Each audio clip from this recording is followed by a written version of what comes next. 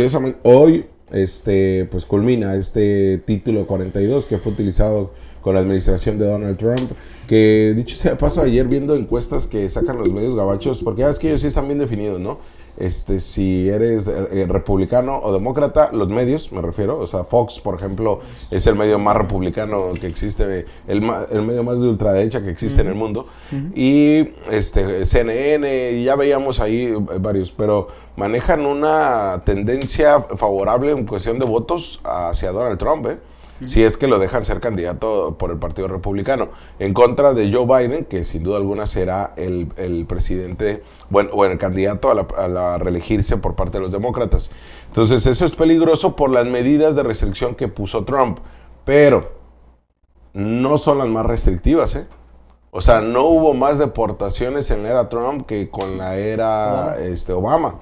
Entonces sí hablar un poco de esto en este contexto, porque si bien es cierto el mensaje de odio, la polarización que ya vive Estados Unidos históricamente, pues bueno, es un punto importante de lo por cual no tendría que regresar Donald Trump. Pero en esta medida del título 42, pues fue esta manera en que los peticionarios de asilo o detener estos flujos de migrantes aceptado en contubernio con el gobierno de México. Sí, ciertamente no. Yo creo que con esto ya le quitaste 3 puntos con esa crítica hacia Donald Trump. Ya, ese es mi objetivo. Sí. ¿No? Mi objetivo principal. Una operación kamikaze. Sí, no, y se da este título 42 bajo el argumento de una pandemia, una pandemia que fue real y que puede cuestionarse, pero al final fue una decisión que tomó el gobierno de Estados Unidos, como tú lo comentas, en contubernio con el gobierno mexicano, para que se encargara de atender y de cargar con el peso de sostener a los migrantes que aspiraban a cruzar a los Estados Unidos. Sin embargo, Jorge, el día de hoy estaría concluyendo, creo que es el último minuto de este día, y a partir del minuto siguiente entraría el título 8, una situación mucho más restrictiva que incluso habla de que cualquier persona que llegue y que intente cruzar suelo estadounidense puede ser incluso acreedora a sanciones, y con la imposibilidad de pedir una nueva entrevista, una nueva atención, creo que hasta por 5 años, si mal no recuerdo, para buscar asilo político. Entonces, si bien el título 42 tampoco era muy bueno que digamos, porque obviamente limitó de manera sustancial el flujo de migrantes, la realidad es que el título 8 viene en peores condiciones, y obviamente esto ha generado que la gente se alerte y el éxodo más bien, se arrecie en estas últimas horas, ¿no? Por ejemplo, el título 8 deportó durante los últimos 7 meses a 6 de cada 10 migrantes, ¿no? O sea, el resto por el título 42. O sea, ese título 8 es más restrictivo, en donde a las personas migrantes se les considera inadmisibles para permanecer en Estados Unidos e inmediatamente los deportan. Entonces tampoco es como que al concluir el título 42 las fronteras se abren. Y es que ha sido una constante también, Villa, dentro de esta infodemia o esta carga mediática, queriendo hacerle el trabajo sucio al gobierno de Estados Unidos, donde han participado medios de comunicación de México, especialmente en el centro del país, donde se ha alarmado y se ha tergiversado la información, prácticamente diciendo, por un lado, que se abren fronteras, ¿no? O sea, culmina el título 42, se abren fronteras y habrá tráfico masivo de personas y familias migrantes. Y por otro lado, también medios que han utilizado estas imágenes como una manera de meter pavor, que es lo que quiere también el gobierno de Estados Unidos. Por eso le digo, le juegan más al gobierno gabacho que a lo que realmente está sucediendo en esta franja fronteriza. E incluso medios de aquí de la frontera también, estaré hablando de más, pero lo que pasa es que sí da coraje que se resalte este tipo de acciones de terror que busca el gobierno de Estados Unidos en la frontera de Tijuana. No digo que no se nombre ni que no se diga, pero también es como, no vengan, porque aquí los esperan estos grupos tácticos para poderlos regresar a su país de origen, ¿no? Y esa es también otra mentira, porque no se van a cerrar las garitas, no habrá cierre de garitas.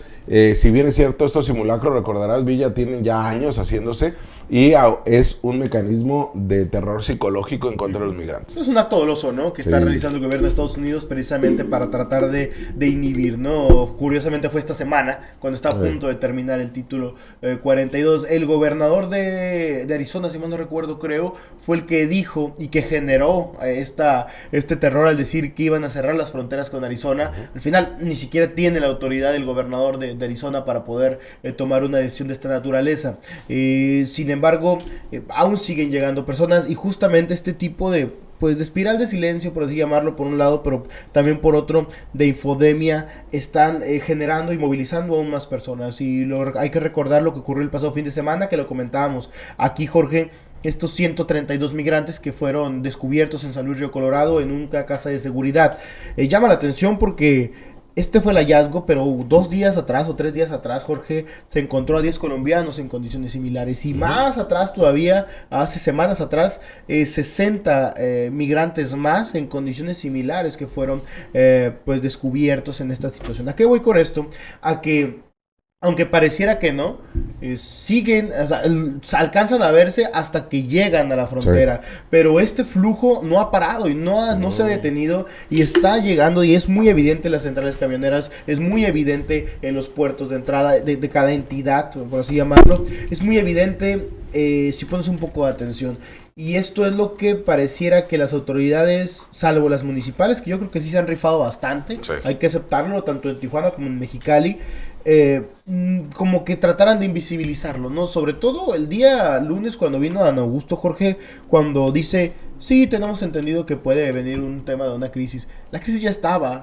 Adán Augusto no sabía de ningún tema. Nada. Ningún tema más que quiere ser candidato a la presidencia, ¿no? O sea, pero de ningún tema. Me comentaba, de hecho, ¿fuiste tú quien me comentó? No, seguramente. No fuiste tú. No platicas con nadie. Quien me comentó, no tienes amigos. No tienes amigos. Que Adán Augusto se puso a hablar de los soles de Mexicali en el dijo que auditorio. El Palacio de los Deportes, dijo también. Dame el favor. O sea, de eso como que le dijeron, como cuando a un cantante, ¿no? A una ciudad, ¿cuáles son los temas más importantes de la ciudad? Pues se me hace que de los soles, jefe.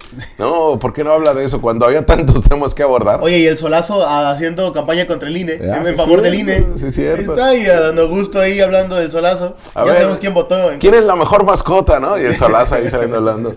Muchachos, muchas veces que habla así, muchachos, el tío INE, no le hagan caso a Andrés Manuel. Sí. Solo Adán. Que siga López, pero que no siga López.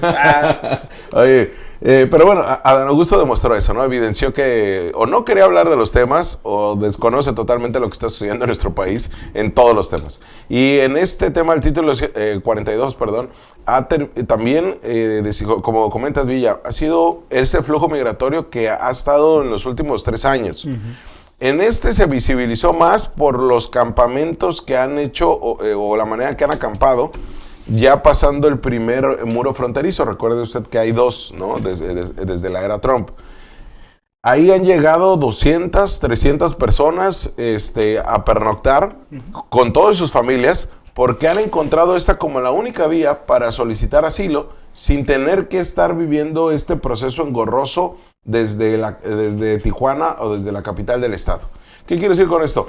Que con las herramientas que ha dado el gobierno de Estados Unidos para solicitar asilo, como el CBP-1, también los mecanismos de ir y llenar tu nombre y entregar tu documentación para hacer fila, pues han sido muy tardados. E incluso el sistema que dieron de la aplicación, se cayó el sistema, se borraron todos los datos de las personas y tuvieron que volver a llenarlos.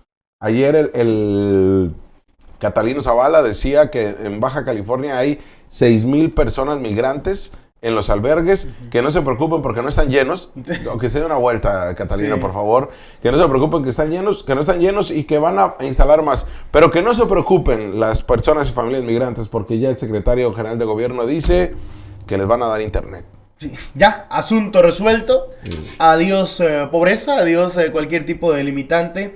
De hecho, fueron los mismos albergues que por su cuenta han tenido que ideárselas para poder facilitar este tipo de cuestiones. Incluso recordarás que había un niño muy conocido allá en Estados Unidos que era el niño CBP-1, Sí. que era el que los ayudaba precisamente mediante su teléfono para poder agendar las citas. Se fue él a los Estados Unidos justamente buscando la cita y ahí fue cuando todo el mundo dijo, bueno, ¿y ahora quién más lo va a hacer, no? Y ahí fue cuando empezaron a atender, pero imagínense la carga que tenía este chico para estar ayudándolos porque realmente nadie se movía, ¿no? Los albergues eran los únicos que brindaban este tipo de atenciones, pero la intervención gubernamental ha empezado en los últimos días, o sea, y esto es lo que ha complicado aún más este tipo de cuestiones. Por eso reitero que tengo que aceptarlo, los gobiernos municipales de Tijuana y de Mexicali salieron adelante con las uñas, batallando, complicados,